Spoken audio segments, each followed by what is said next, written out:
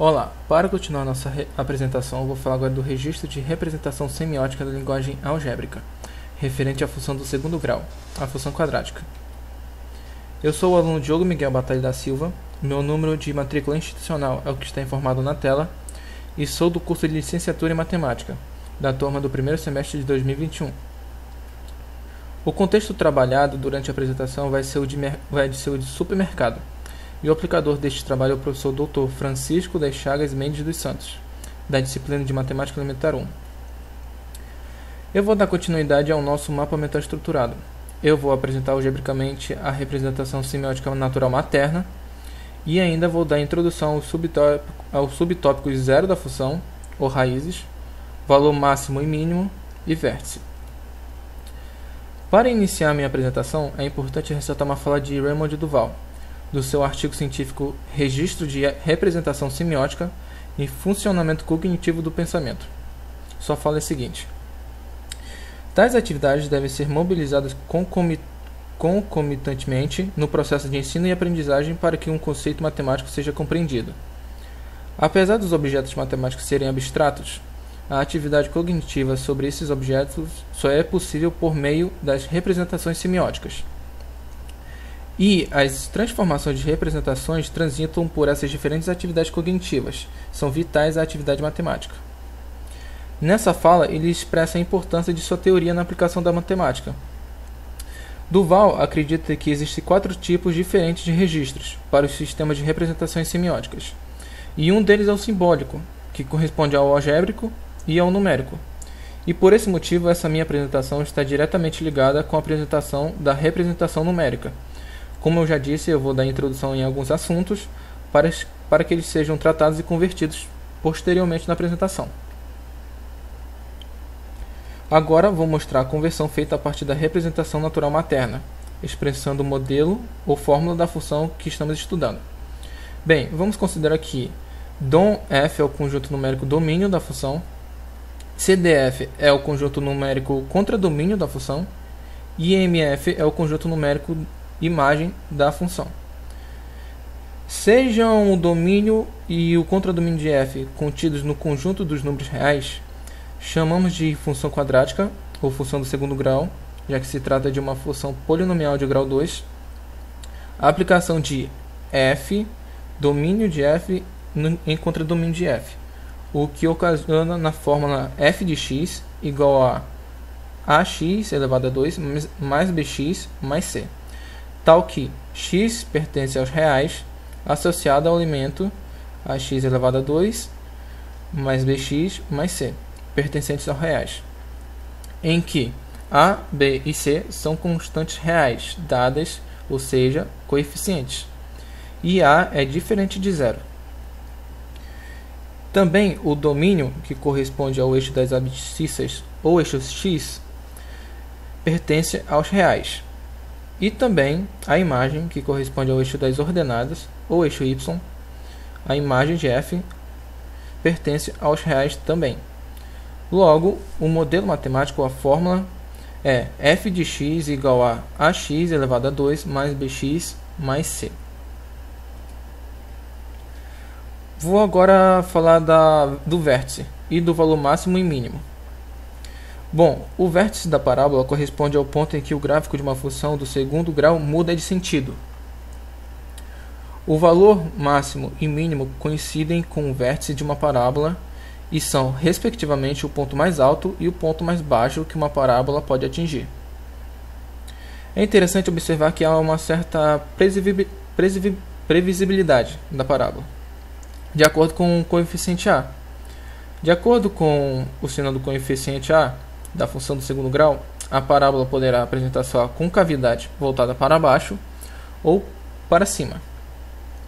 Por exemplo, se a for maior que zero, for positivo, a concavidade estará voltada para cima e o vértice representará o valor mínimo da função. E se a for menor que zero, se for negativo, a concavidade da parábola estará para baixo. Neste caso, o vértice será o valor máximo atingido pela função. Simplificando, se uma parábola possui o vértice voltado para baixo, então ela possui um ponto mínimo. e não possuem ponto máximo, pois seguem infinitamente para cima, e vice-versa. Não é necessário construir o gráfico de uma função sempre que for preciso achar seu ponto máximo e mínimo. Para encontrar as coordenadas desses pontos, basta encontrar as coordenadas do vértice xv e yv. Agora, vamos falar dos zeros ou das raízes reais das funções quadráticas. As raízes da função quadrática são dois valores numéricos que, quando substituir o lugar de x na função, tornam o valor desta função igual a zero, como está representado na tela. F de x é igual a zero. A função quadrática é a famosa função polinomial do segundo grau, ou seja, é formado por um polinômio de grau 2. E por isso, toda função quadrática sempre possuirá exatamente duas raízes. As raízes da função do segundo grau são os pontos em que a parábola corta o x, ou o eixo das abscissas. Para fazer referência a essas raízes, costumamos usar símbolos tais como x' e x2', ou x1 e x2. Bem, descobrimos que toda função do segundo grau possui duas raízes. No entanto, nem sempre essas duas raízes serão números reais. Há um método que podemos utilizar para descobrir quantas raízes reais a função possui. A quantidade de raízes reais de uma função quadrática depende do valor obtido para o radicando delta igual a b elevado a 2 menos 4ac, chamado de discriminante. Dada a função quadrática, podemos determinar sua raiz considerando f de x igual a zero. Dessa forma, obtemos a equação do segundo grau, ax elevado a 2 mais bx mais c igual a zero, que pode ser resolvida pelo método resolutivo de Bhaskara. Enfim, vamos falar de outra previsibilidade, agora acerca dos valores obtidos nos determinantes. Quando o determinante for maior que zero, o resultado da raiz quadrada é real e positivo, e possibilita determinar duas raízes com valores diferentes. Como está representado na tela, x' é igual a menos b mais raiz de delta sobre 2a, e x' é igual a menos b menos raiz de delta sobre 2a. Quando o discriminante for igual a zero, o valor resultante da raiz quadrada também é zero, o que possibilita eliminar a raiz quadrada da fórmula. Desta maneira, não há como obter dois valores diferentes para as raízes, que podem ser calculadas da forma que está na tela. x' é igual a x2', que é igual a menos b sobre 2a. E por fim, quando o discriminante for menor que zero, chega-se a uma raiz de um número negativo, que não pode ser resolvido no conjunto dos números reais, e desta forma não existem raízes reais. Bem, até aqui é importante ressaltar nesse momento que esses conceitos vão ser representados graficamente também, à medida que a apresentação for sendo exibida. E agora vamos aplicar esses conceitos em dois exercícios para finalizar a apresentação. O exercício número 1. O custo de um produto é dado pela função cx igual a x elevado a 2 menos 20x mais 36, em que x é a quantidade de produtos produzidos. Qual é a quantidade de produtos que deveria ser produzida para que, conforme essa função, não houvesse custos? Bem, para que não haja custo com esse produto, é necessário que cx seja igualado a zero. A quantidade de produtos produzidos deve ser dada pelas raízes dessa função. Ou seja, aqui está sendo igualado a zero. E já colocando no discriminante, fica menos x elevado ao quadrado menos 4 vezes 1 vezes 36. 400 menos... Aqui tem um erro, aqui é menos. 400 menos 144 é igual a 256. Opa, o determinante é positivo, logo vamos encontrar duas raízes reais. É importante observar isso.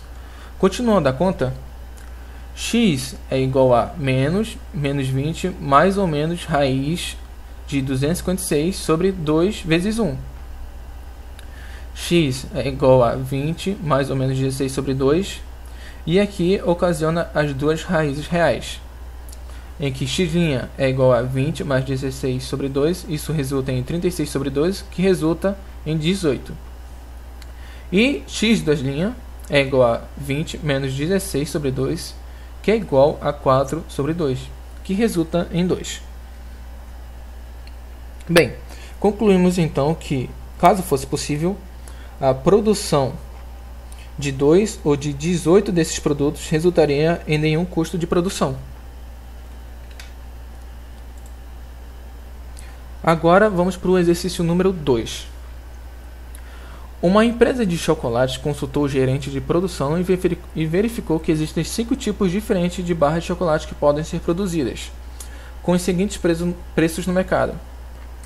A barra 1 equivale a R$ 2,00, barra 2 R$ 3,50, barra 3 R$ 4,00, barra 4 R$ 7,00 e barra 5 R$ 8,00.